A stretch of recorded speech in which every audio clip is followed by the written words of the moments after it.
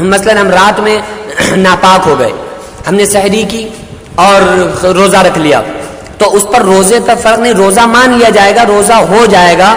لیکن ایسا کرنا گناہ ہے، چاہیے اس کو کہ پہلے ہی نہا لے۔ اب دوسرا، روزے کے مکروہات، روزے کے اندر مکروہ کیا کیا چیزیں ہیں، یعنی وہ کام، وہ افعال جو روزے کی حالت میں کرنے سے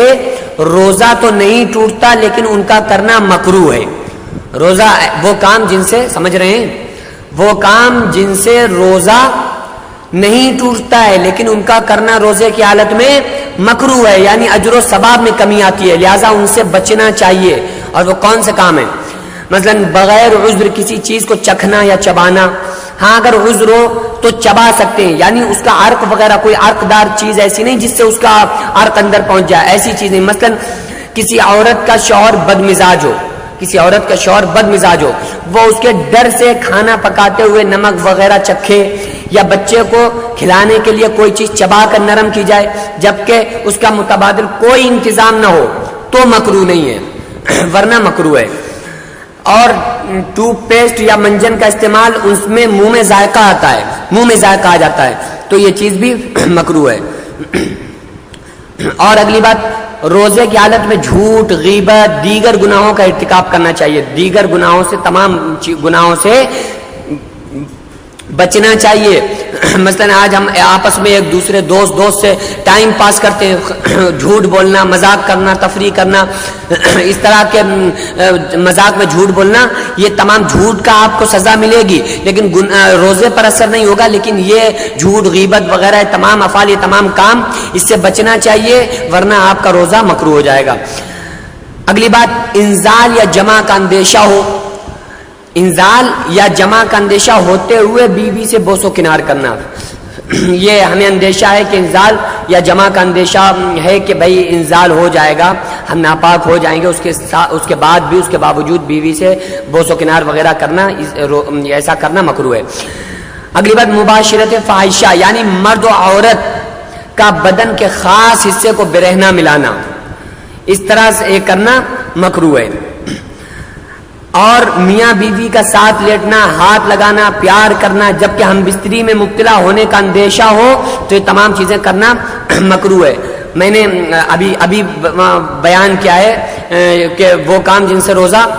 نہیں ٹوٹتا ہے، تو اس میں بات ابھی واضح ہو چکی ہے، میں طویل بات کر چکا ہوں۔ اگلی بات،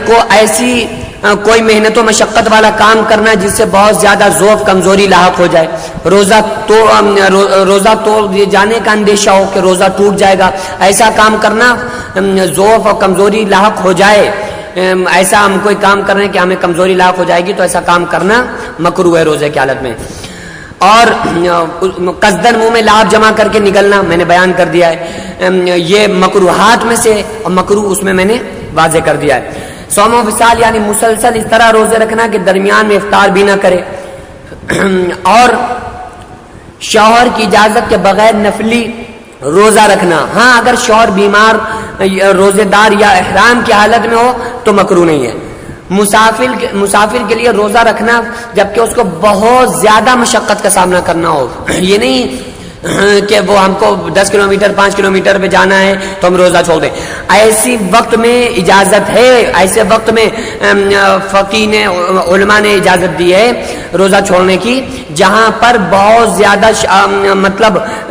اتنا انسان بیمار ہو یا سفر میں جا رہا ہے، کمزوری ہے، پریشان ہے اور بہت زیادہ اس کو مشقت کا سامنا کرنا پڑے گا، تو ایسے وقت میں انسان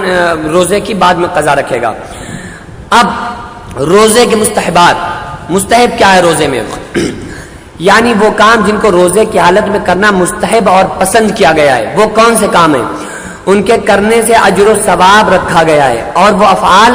کون سے ہیں اس پر انشاءاللہ تبارک و تعالی بس 2 منٹ توجہ اور دینا ہے۔ سحری کھانا اگرچہ پانی کا ایک گھونٹ ہی کیوں نہ ہو، اللہ کے نبی صلی اللہ علیہ وسلم نے فرمایا سحری کھا لیا کرو کیونکہ سحری کھانے میں برکت ہے، تو سحری کا کھانا سنت بھی ہے، اور اللہ کے نبی صلی اللہ علیہ وسلم نے فرمایا برکت ہے۔ اگر کچھ نہیں ہے تو ہم، اور دل نہیں کر رہا ہے، من نہیں ہو رہا ہے سحری میں کھانے کا، تو بھلے پانی کا گھونٹ ہی کیوں نہ پیئیں، لیکن روزے کا وہ جو مستحب کام ہے اس مستحب کام کا اجر و ثواب ہم کو لینا چاہیے۔ سحری کا دیر سے کھانا، لیکن اس قدر تاخیر نہ ہو کہ وقت ہی ختم ہو جائے،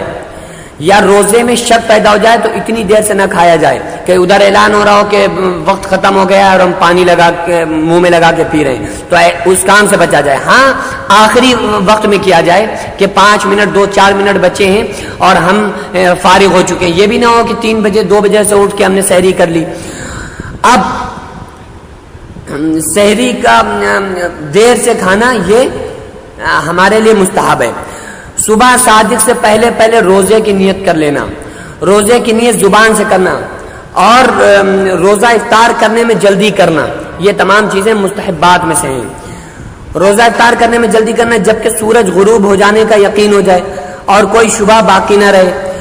اور چھوارے یا کھجور سے افطار کرنا، چھواروں یا کھجور کا طاق عدد یعنی 1، 3 یا 5 عدد میں ہونا، 1، 3 یا 5 عدد میں ہو تو مستحب ہے۔ اگر چھوارے یا کھجور نہ ہو تو کسی بھی میٹھی چیز سے افطار کر سکتا ہے، افطار اس سے کر لینا بہتر ہے، میٹھی چیز سے افطار کرنا مستحب ہے۔ اور اگر کوئی میٹھی چیز بھی دستیاب نہ ہو، نہیں مل رہی ہے، تو پانی سے افطار کرنا۔ افطار کے وقت یہ دعا پڑھنا، اللہم لک صمت وعلی رزقک افطرت، یعنی اے اللہ تیرے لیے میں نے روزہ رکھا، تیرے دیے ہوئے رزق سے میں نے افطار کیا۔ یہ اللہم لک صمت والی جو دعا ہے روزہ افطار کے وقت،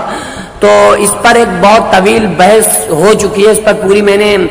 بات واضح بیان کر چکا ہوں، اس سے پچھلے ہفتے میں میں نے اس پر بھی پوری توجہ کے ساتھ اور پورے کی پوری مکمل بات میں نے واضح بیان کی تھی کہ جو حدیث پاک میں صحیح حدیث میں جو الفاظ ملتے ہیں اللہم لک صمت وعلی رزقک افطرت ہی کے ملتے ہیں۔ اور شاہ ولی اللہ محدث دہلوی رحمۃ اللہ علیہ وغیرہ نے اور تمام علماء کرام اور فقہاء نے اس بات کو بیان کیا ہے اور وہ ہم کو الفاظ دیے ہیں، لیکن اللہ کے نبی صلی اللہ علیہ وسلم جو پڑھتے تھے وہ اللہم لک صمت وعلی رزقک افطرت پڑھتے تھے، لیکن یہ پوری دعا پڑھ لی جائے تو کوئی حرج نہیں ہے، لیکن مستحب یہ ہے۔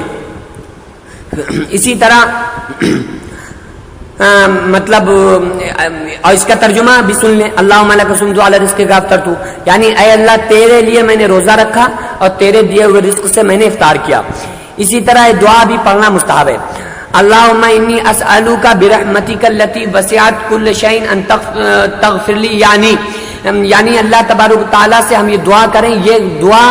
ہم افطار کرنے کے بعد حدیث سے پاک میں آتا ہے اللہ کے نبی صلی اللہ علیہ وسلم افطار کے بعد یہ دعا پڑھا کرتے تھے، اللہم انی اسألک برحمتک التی وسعت کل شیء ان تغفر لی، یعنی اے اللہ میں تیری اس رحمت کے صدقے مانگتا ہوں جو ہر چیز پر وسعت رکھتی ہے، یہ کہ تو میری مغفرت کر دے، یا یہ دعا پڑھنا، یا واسع الفضل اغفر لی، اے وسیع فضل کرم کرنے والے اے اللہ میری مغفرت فرما دے۔ ٹھیک ہے، افطار کے بعد یہ دعا پڑھنا، ذهب الظمأ وطلبت العروق وثبت الاجر انشاءاللہ،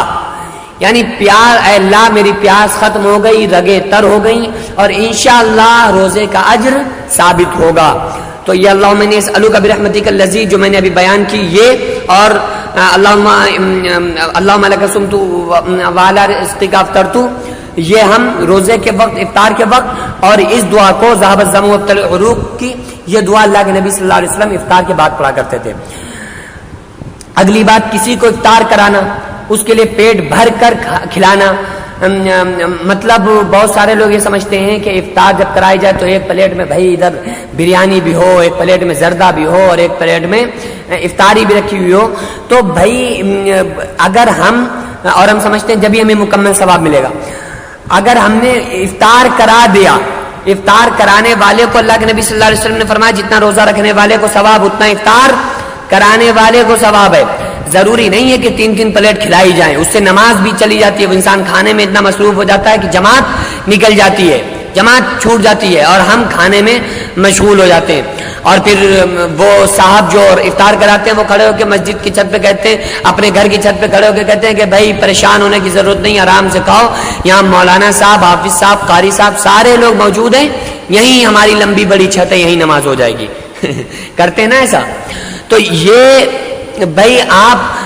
پڑھ سکتے ہیں لیکن جو مسجد کے اندر جو ثواب اللہ کے نبی صلی اللہ علیہ وسلم نے فرمایا 27 درجے زیادہ ثواب ملتا ہے، 27 نمازوں کے برابر اجر ملتا ہے، مسجد کے اندر جماعت سے نماز پڑھنے سے 27 گنا زیادہ اجر ملتا ہے۔ ایک تو آپ کا وہ جماعت والا اجر گیا، دوسرا آپ کا وہ اجر گیا جو رمضان المبارک میں ایک فرض 70 فرض کے برابر کر دیا جاتا ہے۔ تو ان چیزوں کا خیال رکھنا ضروری ہے، اور اپنے اعضاء و جوارح کا تمام مکروہات منکرات لغویات سے بچانا، مسواک کرنا، عبادت اور صدقہ خیرات کی کثرت کرنا، ان چیزوں کا میرے بھائیوں ہمیں رمضان المبارک میں احتیاط رکھنے کی ضرورت ہے۔ اب اللہ تبارک و تعالیٰ سے دعا کریں، بات طویل ہو گئی، لمبی ہو گئی، لیکن انشاءاللہ تبارک و تعالیٰ ہم اس بات پر ہم کو غور و فکر کرنا ہے، اور جو کچھ اللہ تبارک و تعالیٰ سے دعا کریں، اللہ اے الہ العالمین جو کچھ ہم نے کہا اور سنا ہے ہم تمام لوگوں کو اس پر چلنے اور عمل کرنے کی توفیق عطا فرمائے۔ وما علینا الا البلاغ۔ السلام علیکم ورحمۃ اللہ۔